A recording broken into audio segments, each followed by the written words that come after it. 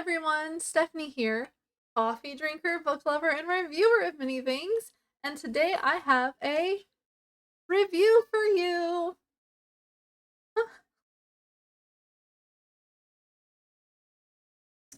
I listened to by Ash, Oak, and Thorn by Mellissa Harrison. This book was so cute and whimsical and magical and relaxing. Um, and I feel like everyone needs to listen to this one, not just read it, listen to it because it had like music. Okay, if you listened to Redwall, you know how it had like music in the background sometimes. This had music and then like calming music. Not like no, like little bird calls in the background, and it was just so peaceful to listen to, and, well, except for the exciting part, of course, that wasn't so peaceful, and if you like stories about the little people, or the wee people, or the, borrowers, or, um, hobgoblins? Is that what they're called? The tiny ones? Um, or the people, pixie things that don't have wings? This is a book for you. This book talks about change. This book talks about the difference between being brave and being fearless. This book talks about finding a purpose after you think your purpose is gone. Um, this book talks about not judging by looks or by what you've heard. And I think we all need a little bit of that in our life. Um, yeah, so I'm gonna read the little summary for you. Um, I didn't put this one into my little book this time, and I'm a little sad that I didn't. I guess I still have time. But okay, so this book is 5 hours and 40 minutes long, and it has a 4.6 star rating, and I definitely agree. Um, oh, I didn't realize that Mellissa Harrison she narrated part of the books. This is the first book in the Moss series, which is a little bit of a spoiler, but you won't understand unless you read the book. Okay. The breathtaking children's debut from acclaimed nature writer and Coastal Award shortlist novelist Mellissa Harrison, a tale of the rich, wild world and all its wonders. Three teeny ancient beings, Moss, Burnet, and Cumulus, once revered as guardians of the wild world, wake from winter's hibernation in their beloved ash tree. When it is destroyed, they set off on an adventure to find more of their kind. The journey that takes them first into the deep countryside and then to the heart of the city. Helped along the way by birds and animals, the trio search for a way to survive and thrive in a precious yet disappearing world. Um, I want this book in book form because I've seen some of the pictures, and I think it's gonna be gorgeous to have.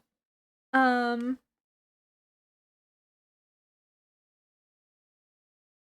I loved this book.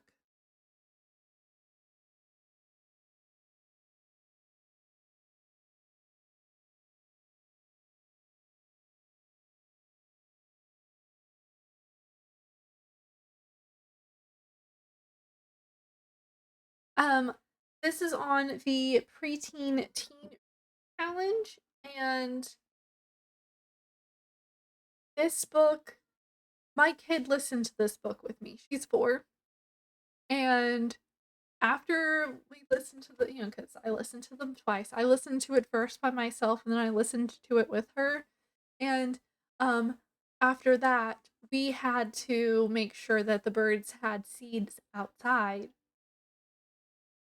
because we hadn't seen any birds since we moved in, and then, the morning after we put the bird seed out, there were birds sitting on the windowsill of my kitchen window, like, "Thank you," and so now I'm like, um, it's so cute. This book was so nice. Like, I don't even know how to explain this book. Um, okay, okay, focus. Words come to me. I should have written more down.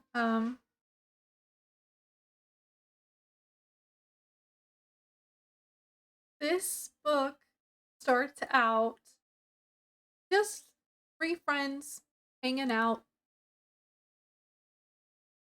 and then one of them starts disappearing, and he's like, "I don't want you to be alarmed because it doesn't hurt, but," and he holds up the sleeves of his robe, his robe, his arms in his robe, and he has no hands.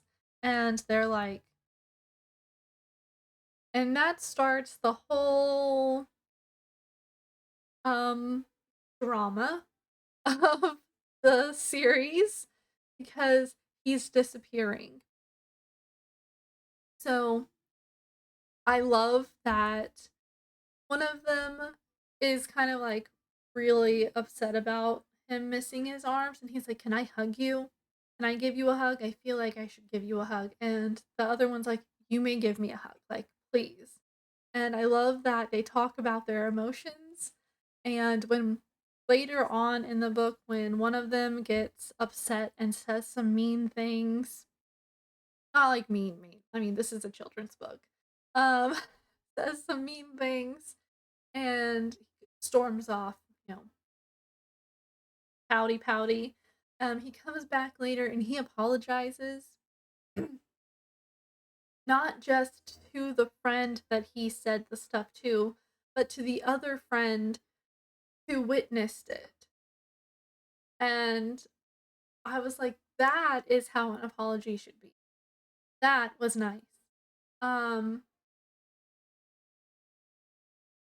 this is gonna be a book that I get in book form. It's gonna I have to see the pictures of this book because the description that you hear whenever they're reading it is so nice. I'm just like, I want to see it.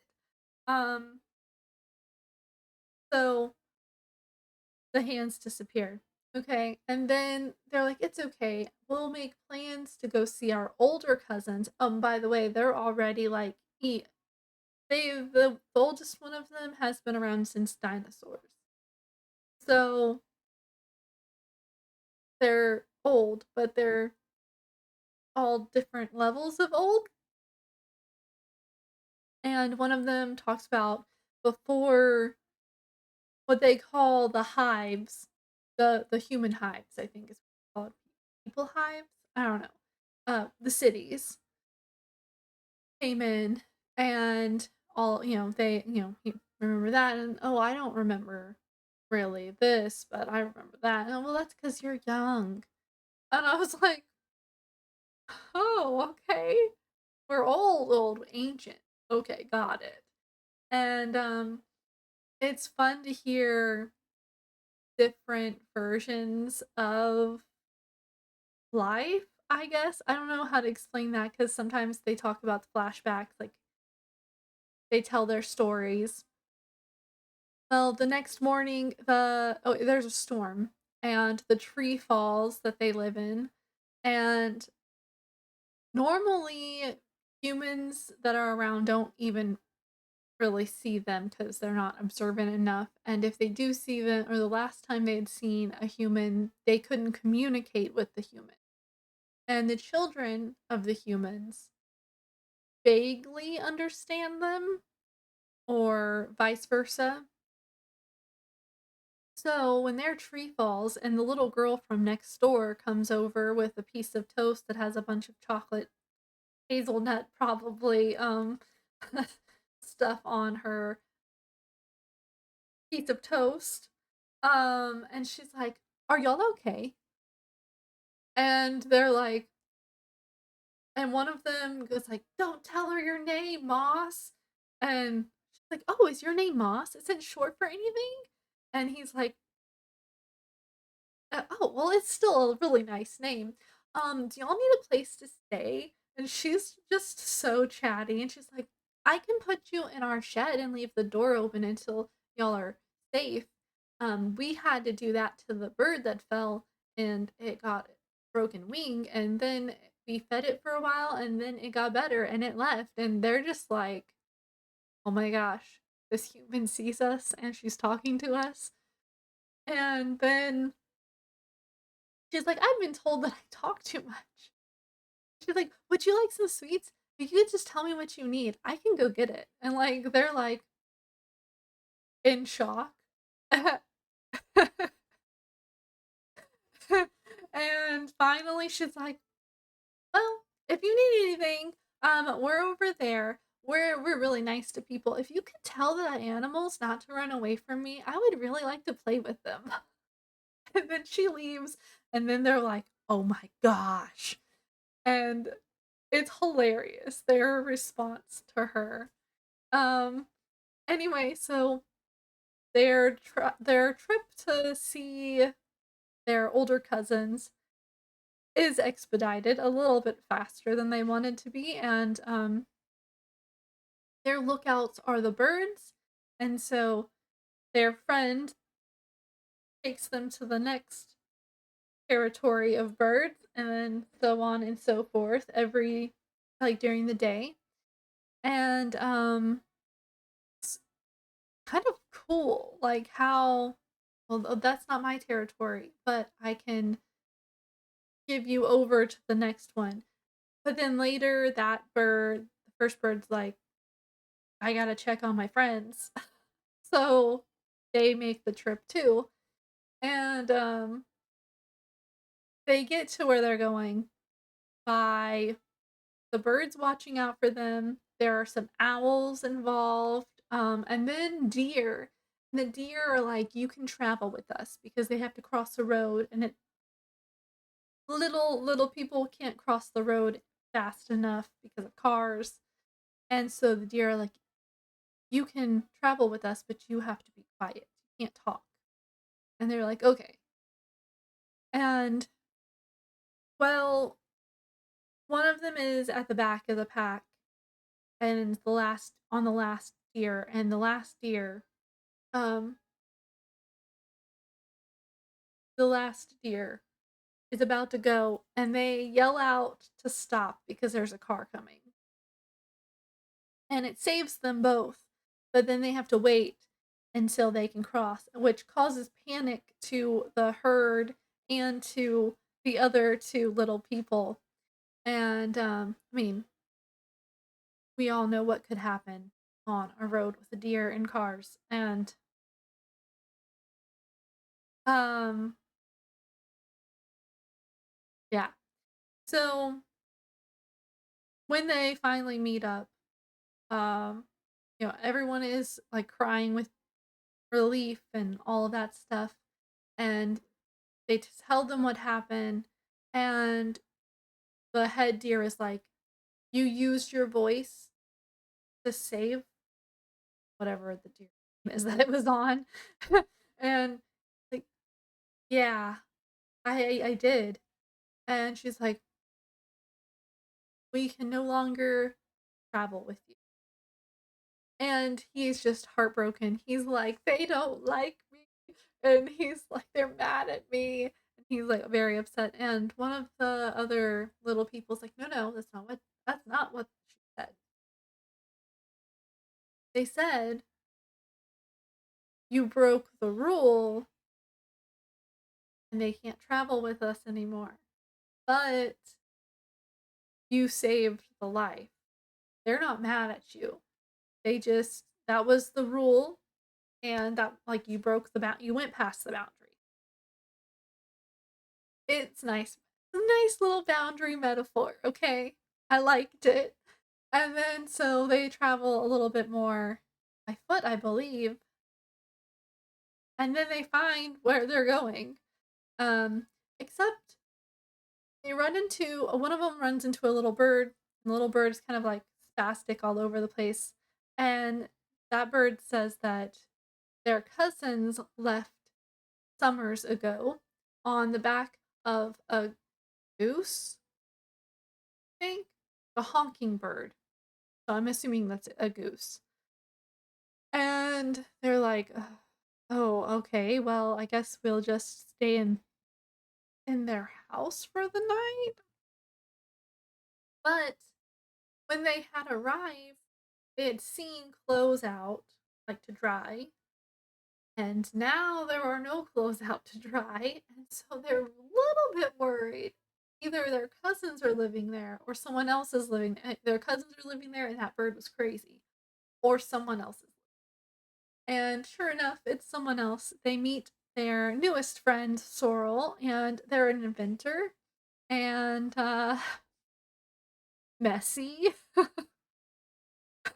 One of our main characters from the beginning, it talks about how neat his little home is and how everything has a place and how he keeps it dusted, and it's very special to him.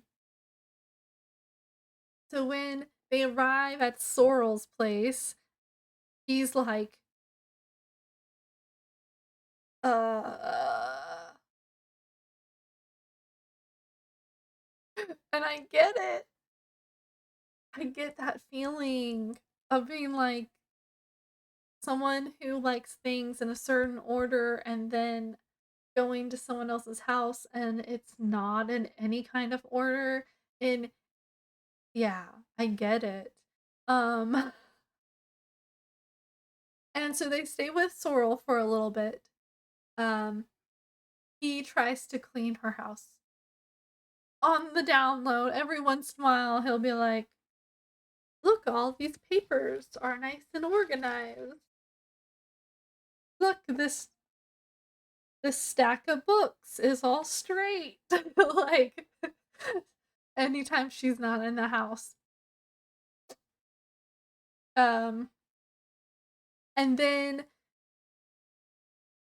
Sorrel's going with them and creates this roller skate car, which is really cool sounding. And it talks about how the first few times they have like a rubber band, and then you pull the rubber band and they shoot off on the wheels. And Sorrel's so proud. They're like, "Look, and then whenever it's time to sleep, we can just sleep inside and be safe." Um, and everything is going really well until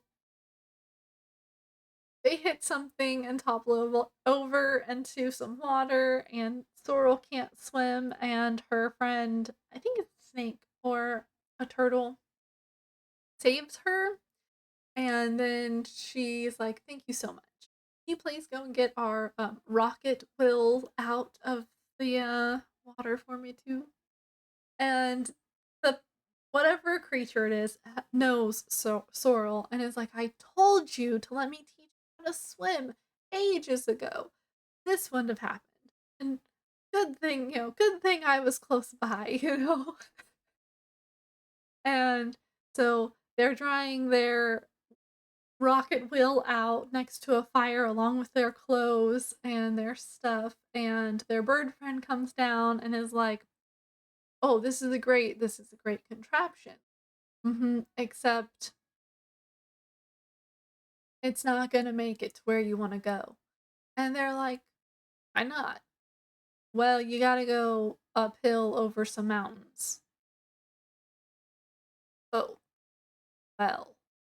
And so they start talking about other ways to get to the city or the human hive. And pigeons is what they land on after being, swans, uh, black crows, like going through all of the birds they know. And the bird they're talking to has like a, oh no, you don't want to, no, not that one. Ooh, no. So the next day, pigeons show up and they, they are a fun pack of pigeons. I'm just saying. Like, I want to be friends with pigeons. Um, but they're city pigeons and they've got kind of that kind of attitude and yeah, how rude. They're not even awake to greet us and all of this stuff. And then they do offer some food and all of that stuff and it's great. And then one of them is really kind of afraid. One of the little people are afraid to fly on the back of a bird because you're way up there. I'm teeny tiny out of splat. Need I say more? I mean, my friend here is disappearing. I could disappear faster.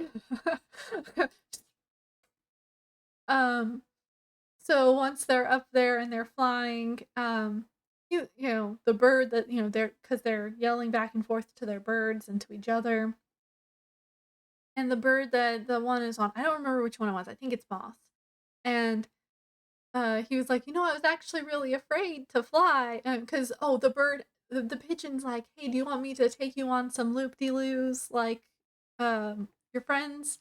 And he's like, no, no, no, I'm perfectly fine, just flying straight ahead. And he's like, oh, like yeah, I'm not as afraid of this anymore, but I don't think I'm ready for more.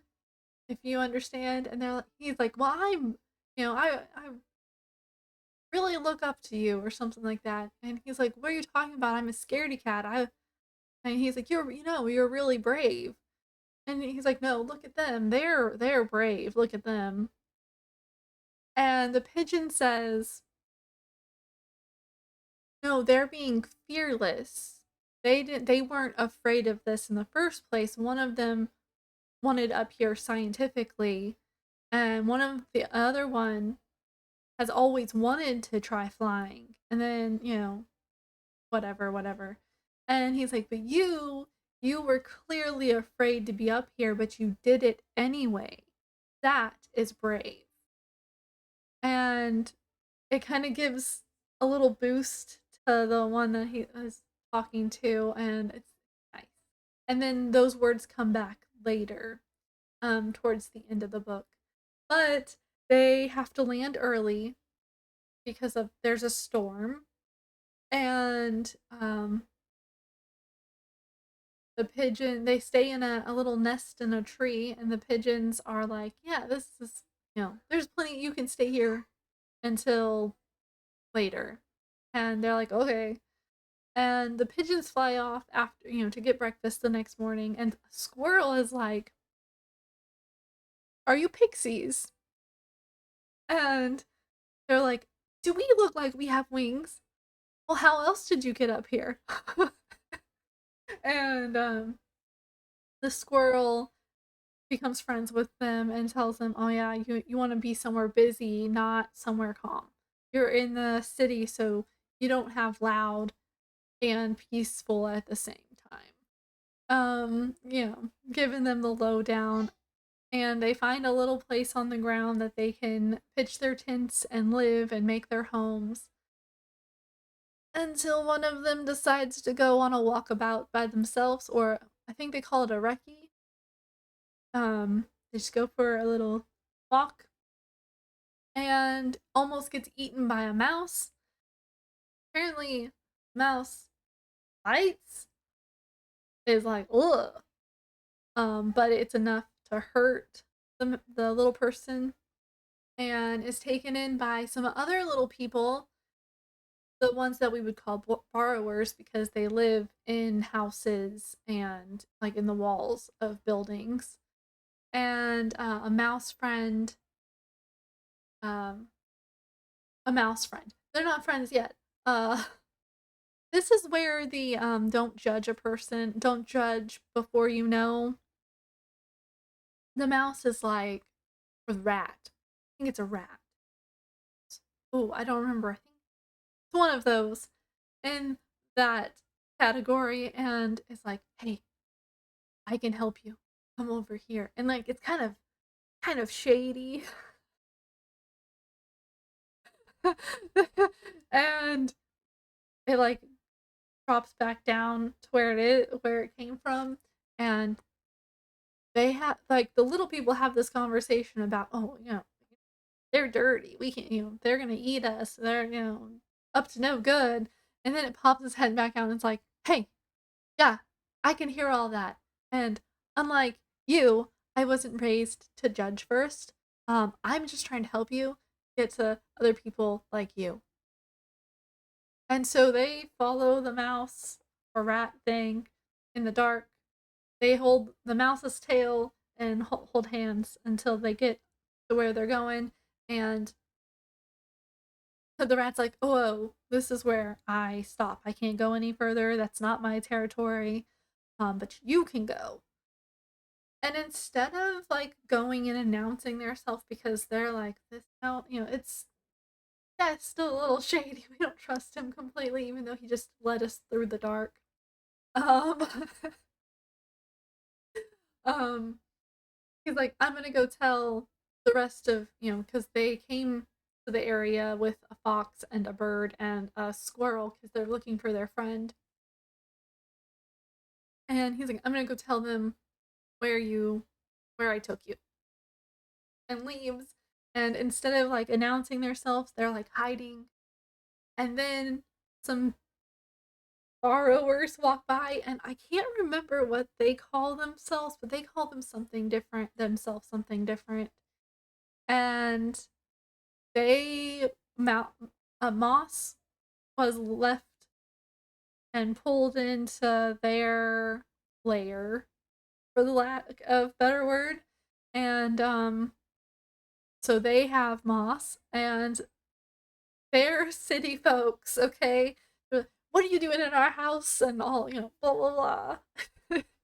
And we are very sorry, but the rat told us to come here because it was safe. And we, and then one of them starts crying. I think it's Burnett, just starts bawling, and it tells them the whole story about how they're so tired because they've been searching for their friend for 2 days. And oh, wait, Moss? Oh yeah, come on, you can come on in. Like, oh yeah. And yeah, and then they meet another disappearing person, and that disappearing person is like, yeah, it's because I'm done with my purpose here and now I'm gonna go to the next place. And Cumulus, the one that's disappearing, is now disappearing a lot more, doesn't have a face, and is like, you're just okay with that? Uh, so he's declared that he is going to find a new purpose. And if that makes him come back, then we can spread the word so that us ancient beings that are supposed to be in the world, like we are not dying or whatever. Yeah. And then there's that's pretty much how it ends. They're gonna go and find humans that they can talk to and find a new purpose. And we're gonna have to just keep reading the rest of the series to find out what happens. If you hear noises, my kid's behind me now. I'm going through books. But it's there is a part in this book that talks about belief. They believe in Pan, and one of them questioned is like, so why? Why do you believe in that? Just because you've heard stories, have you ever met them? And I'm like, I like the questions because everyone questions everyone's belief, and I like Cumulus's answers because no matter what you believe in, if you believe, those questions won't change how you believe. I'm trying not to get too like God and Pan and all of the other like Thor, whatever you believe in. I'm trying not to get too religious, but it's in this book and I just wanted to let y'all know that it's very nice that and then um one of them does kind of have this moment where they're like they hear both sides and it's like I don't believe in either one of those. And it's kind of like and I'm okay with that. Like and it's kind of nice because I'm like, yeah, believe in what you're going to believe in and if someone could make you think, be like, then maybe it's a good thing that they're making you think and they're questioning you. Yeah. Um, but it's very short. It's probably 2 paragraphs of them talking about it, and then the one that kind of like that comes back up at the end, and yeah, I don't wanna give everything away. But it was a really good book, and I enjoyed it, and I plan on getting this book in book form so I can look at all the pretty pictures, and getting the second book, which is I forgot to say, when I saw the title, I thought and I saw the picture of the 3 people, I thought that Ash, Oak, and Thorn were gonna be the names of the characters. I was wrong. It's the trees that they've lived in or had shelter in. Um, um, hold on. The second book is called By Rowen and Yew. The tree. It's a tree. I know. The YEW. It's you, right? Um, this book is newer, I believe. When was this book made? Uh, oh, I don't know what I'm talking about. It's new. It is newer. It's the second book, but it came out in 2022. Um, but that one looks like it's gonna be just as good, and that one is gonna be about autumn instead of spring. But this book, the by Ash, Oak, and Thorn, is really good to listen to for springtime. And what time are we coming up on? But springtime. I mean, if you live in Texas, I think the temperature was like 85 yesterday. So we're going back and forth. It's I think today look, it's 72, 25 miles from here. I haven't changed my thing over here that starts with an A and an L and an E and an X and an A. um, she's still at the last place we lived. Um, but I'm excited for the second book. It it'll talk about it says autumn begins. Moss and his friends travel to their former home in Ashrow to find the rare mortal child who can both see and talk to them. The teeny beings know they should be brave and talk back.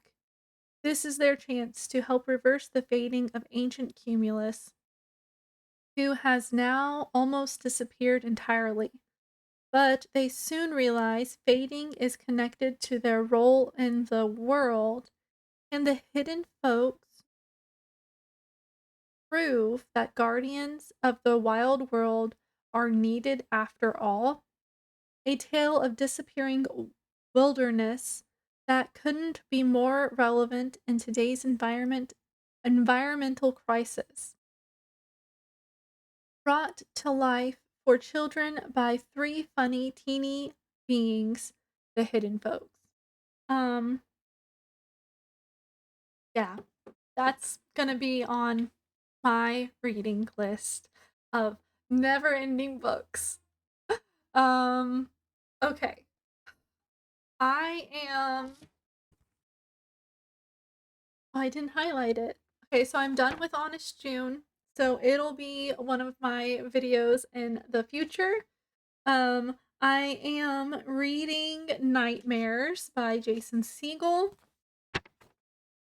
That's off of the preteen teen reading challenge.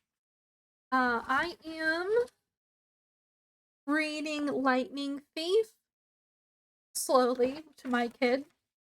Uh, I have just finished Nothing to See Here, so I will be making a video on that. And I am reading Once Upon a Broken Heart by Stephanie Garber. If you want to do one of my reading challenges with me, I will leave a link for the Google Doc in the description, along with a way to get all the books, because then you don't have to go and search for all of them. They'll be on one list, and you just be like, boom, boom, boom, heart, heart, heart. If you get if you get any of the books using one of my links, I do get a small portion of the sales price. I appreciate it. It the little bit of money that I make keeps my Paper Pie website up. Um, and yeah. Oops, I hit the whole entire desk. Um, if you liked this video, let me know. If if you've read this book or listened to this book, tell me your favorite part in the description. Be like spoiler and then tab down so no one gets spoilers if they don't want it. And I already said, are you doing the challenge with me? Anything else? I'll leave links for the book by Ash, Oak, and Thorn, and I've lost my train of thought. Sorry. Um, yeah, those. I am planning on doing some Nancy Drew or gameplay. I'm planning on doing some gaming for Saturdays. Not sure what game I'm doing yet. And subscribe if you want to. If you're not sure if you want to subscribe, you can click my face down here and it'll take you to my channel. And I do mostly book videos because I got tired of being like watching other people be like, oh, this is a 5-star book. And then I read it and I'm like, that was a waste of my time. And yeah. So subscribe if you want to. And share this video because sharing is caring and someone else might want to do the reading challenge. I will see you on my next video. Bye!